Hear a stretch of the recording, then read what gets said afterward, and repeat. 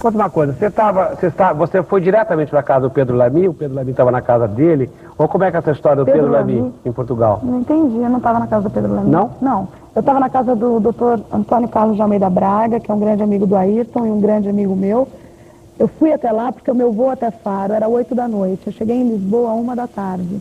Então, para não ficar esse tempo todo, eu fui até lá fazer uma visita, e quando eu entrei em casa, tocou o telefone, era o Ayrton, eu já achei muito estranho, que era muito difícil ele me ligar um dia antes da corrida do motorhome, que ele me ligou, da Williams. Eu atendi o telefone, ele estava muito preocupado, muito ansioso, chorando, porque tinha falecido o Roland Ratzenberger e porque o Rubinho Barrichello tinha tido uma batida horrorosa. Isso todos nós sabemos. E aí ele falou, Adriane, olha, realmente essa corrida aqui não está me cheirando bem. Mas o Pedro Lamy não estava na casa do Ayrton Senna em Portugal? Ele não tinha uma casa em Portugal? O Pedro Lamy mora em Portugal, mas não tem. O Ayrton não tinha uma casa, não tem uma? Tinha, no Algarve. E o Pedro Lamy não estava na casa do Ayrton Senna? Nesse dia? Não, o Pedro Lamy, ele apareceu, eu só fui ver o Pedro Lamy no dia do funeral. Eu nunca nem ouvi dizer que ele estava perto. Mas eles eram amigos? Muito. Muito amigos. O Pedro Lamy foi o Ayrton que ajudou a entrar na Fórmula 1. Isso você tem certeza, isso você sabe. Isso você sabe. Ele é teu amigo até hoje. É. Pois bem, claro que a gente tem um sem fim de assuntos, mas sem fim de dúvidas e perguntas e tal. Mas isso tudo não me interessa, né? Quer dizer, essa altura interessa, não interessa.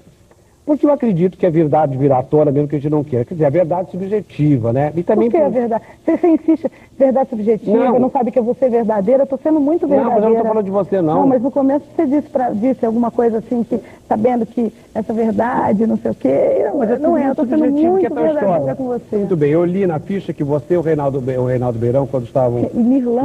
Reinaldo Beirão, o Nirlando Beirão, quando estavam escrevendo o livro, que um olhava para o teto, outro olhava não sei para onde, que vocês não se encaravam quando tinha que falar da morte. Depois que a revista Caras publicou até o Alasca do caixão na revista, quer dizer, essa altura é estranho isso, né? Olha, pode ser estranho, mas para mim entrar realmente no assunto, como eu estava fazendo no livro, que eu estava entrando na história, que foi um efeito terapia, o Nirlando fez um efeito psicólogo na realidade, foi muito difícil. Foi a pior parte, claro. Mas depois de tanto tempo que você viajou, depois que você foi esfriar a cabeça em Portugal, tudo assim mesmo... Eu não fui esfriar a cabeça, eu fui esfriar a cabeça em Campinas, em Portugal eu já fui escrever o livro, direto. Eu decidi em Campinas escrever o livro. Você foi influenciada por alguém para fazer esse livro? Não, então, eu estava te contando antes que os fãs todos pediam para eu colocar alguma coisa. Os fãs? Na realidade, os fãs me ajudaram muito a pensar alguma coisa. Os fãs seus ou os fãs do Ayrton? Do Ayrton, que passavam a me escrever, a me ligar. E todos eles me ajudaram demais. E todos eles diziam a mesma coisa, de todo lugar do mundo. E aí eu consultei minha mãe, consultei os meus amigos, consultei o Braga, consultei a Luísa, a esposa dele, e decidi então que eu devia escrever, que essa história não pertencia só a mim. Tinha muita gente que tinha que saber que a gente não perdeu um tricampeão, a gente perdeu um homem de grande caráter. Eu posso dizer isso. Muito bem, isso você está falando dele. O que você sentiu? Ali parece da verdade, não pode mentir, aquela hora. Olha para dentro da verdade e avisou para mim. O que você sentiu quando no dia do velório você esteve fora como se você fosse uma marginal, como se você fosse uma rameira se aproveitando de uma situação, naquele lugar fora de todo o contorno, você foi proibida pela família de chegar perto do teto. O que você sentiu? Olha para ele da verdade. Olha, e abre o jogo para mim. Estou abrindo até o olho.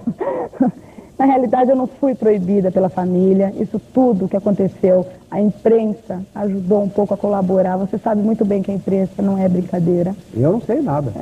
Sim, não é brincadeira. Vivem disso, colocando alguns, claro, eu não estou generalizando. Eu não fui mandado embora, não foi nada disso. Me coloquei naquela posição realmente. Aconteceu uma coisa que todo mundo viu, é inevitável a tua pergunta, mas não foi bem assim, eles exageraram muito. E eu não estava ali para concorrer. A mãe dele foi em algum momento lá falar com você? Foi. Ficou de mão dadas com você? Por que não, ela não ficou de mão dadas. Primeiro, porque eu acho que nessa hora a gente não está ali, quando eu vi, para posar, para foto. Se uma menina namora o meu filho, mora com o meu filho, vive com o meu filho, está concernada com a do meu filho, eu não vou ficar junto, e mesmo que você fosse qualquer coisa, eu não consegui entender, e ninguém que está aqui entendeu a situação. Por mais que você queira esclarecer, claro. Eu também não. Então, eu só vou te explicar uma coisa. Eu estou falando de mim, eu não estava ali para as pessoas observarem, não estava ali para concorrer com concurso de viuvez, Eu não estava ali, eu estava ali. É, porque a Xuxa foi tratada como se ela fora viúva do Ayrton Senna. Sabe, eu estava ali com uma dor de uma perda de um cara que eu amava muito, sabe? E não estava ali com a dor de um ídolo, eu estava ali com a dor do meu namorado. Eu não estava nem um pouco preocupada. E para ser muito sincera, eu só fui notar a grandeza da coisa uma semana depois, que foi o dia que eu comecei a ler jornal e ver televisão e ver os absurdos todos que aconteceram e que falaram, que abusaram, sabe? Me magoaram. E eu realmente não entendi nada da história. Você conhece a família ou você só conhecia o Ayrton? Não, eu convivia com a família muito bem. Então me diga uma coisa, quem sabe você conhece esclarecer, se você conhece muito bem. Conhecia muito bem. Quando o Ayrton estava vivo, meu relacionamento com a família era perfeito. Depois que tudo aconteceu... Ele impunha você dentro de casa? Não. Você era imposta? Não sentia isso, em nenhum momento. Bom, você continua frequentando a casa dele? Não. Eles te telefonam? Agora a gente não se fala, eu cheguei faz 4 dias Não, no eu não Brasil. fico agora, mas eles te tratam como? Porque, por exemplo, por que a irmã dele jogou o terço que a Hebe Camargo pôs em cima do caixão fora? Olha, isso ou você também não viu? Não, para te falar a verdade, esse episódio eu fiquei sabendo como você, porque eu também não estava perto e não vi. Você estava lá, você não viu nada? Era missa de presente? Eu estou te falando, eu estava só com o corpo ali, porque minha cabeça estava em outro lugar, tudo estava acontecendo na minha frente, as pessoas falavam, eu não escutava, eu estava completamente catatônica, se pode dizer. Realmente eu não vi, eu ouvi dizer. Agora, o que você vai contar nesse livro que tem um nome tão estranho, né? Você gosta? Não sei. Você vai ler e eu acho que você vai gostar. Você sabe o que é uma borboleta? Eu me disse. O que ela simboliza? Para mim, ela simboliza a paz. Para mim. É o que eu gosto. Eu gosto de borboleta. E vou te explicar uma coisa. Esse nome, as pessoas só vão entender no último capítulo, que foi o que aconteceu comigo, é realidade. E foi a última coisa que eu pensei na vida em dar um nome para esse livro, seria O Caminho das Borboletas. Mas de repente eu estava numa fazenda, na Fazenda Guariroba, em Campinas. Linda, fazendo espetáculo. Eu conheço bem. Me ajudou muito. Era da família Brisa, né? Ainda é. Ainda é? É ele, foi da família Almeida Braga. E ali... Não, era a família Almeida, casa Almeida e Almeida, é outra família. Outra família, agora é da Almeida Braga. É. E tem um caminho nessa fazenda muito simples, assim, de terra batida. É do lado do rio ou da entrada principal? Do lado do rio, onde tem... do Rio Itatiba. Do riozinho. E eu comecei a andar todo dia, e todo dia que eu passava nesse lugar, eu nunca tinha visto coisa igual no mundo. As borboletas batiam de encontro às vezes. Quantidade de borboletas tremendas, todos os tamanhos. Eu ficava desesperada com o que eu estava vendo. Era quantidade, todas elas batiam em você mesmo. E ali foi um lugar que me marcou muito, um lugar onde eu andava, eu rezava, eu pedia para me ajudar, para eu ter força, para eu deixar ali o rancor. Eu não queria sentir raiva, eu não queria sentir rancor, eu não queria sentir nada que não fosse bom. Hoje, eu só tenho sentimentos bons, eu agradeço a Deus. E lá, nesse lugar, me ajudou muito, por isso eu coloquei O Caminho das Borboletas. Porque ali, depois eu vim saber que o nome é A Trilha das Borboletas. O nome daquele caminho? É. E eu coloquei O Caminho das Borboletas, e para mim tem um significado muito grande. Bom, claro que não era nada disso que eu queria falar.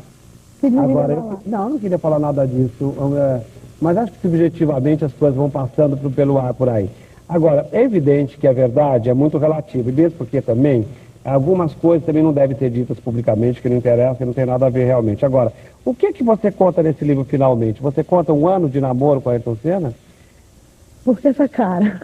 Não, porque eu quero saber, de repente eu dava Madame Delis, um romance, uma coisa. Olha, esse livro eu conto exatamente do ponto que eu conheci o Ayrton até o ponto que a gente se separou. Entrando na minha vida também. Você separou também. Não, que a vida separou você, que a morte separou você. Que a morte separou. E eu entro também na minha vida, para as pessoas me conhecerem um pouco, desde que eu era pequena, conta da minha vida, um pouco, ponto da mudança do Ayrton, de quando ele me conheceu, ele realmente mudou, e isso eu sou muito orgulhosa. Ele era uma pessoa agradável? Muito. Muito. Com homens e mulheres, com crianças, com todo mundo, como é que ele era? Eu sei que você tem uma coisa que não muito simpática com ele. Não, eu ouvi um programa seu, não foi nem por ele que eu fiquei sabendo. Eu estava assistindo seu programa uma vez e eu escutei você dizendo dele.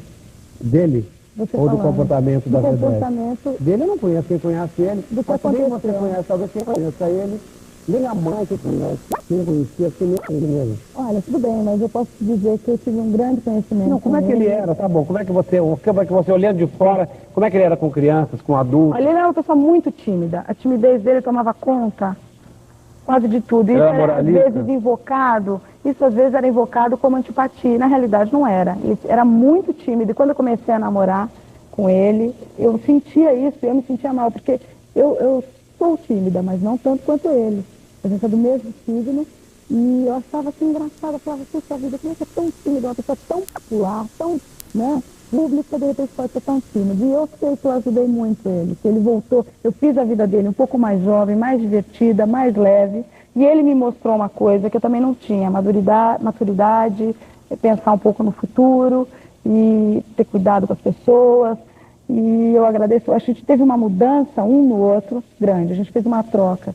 E isso eu me orgulho muito. Então, mas aí são coisas que a gente não consegue entender. Se você tem tantas coisas boas para ele, e você... É o meu ponto de vista. Por que a família tratou você como se fosse uma coisa nociva? Eu não entendo isso. E ninguém vai entender nunca. Olha, eu penso assim, também no meu ponto de vista. Eu perdi o Ayrton 1 ano e meio. A família perdeu 34 anos de Ayrton.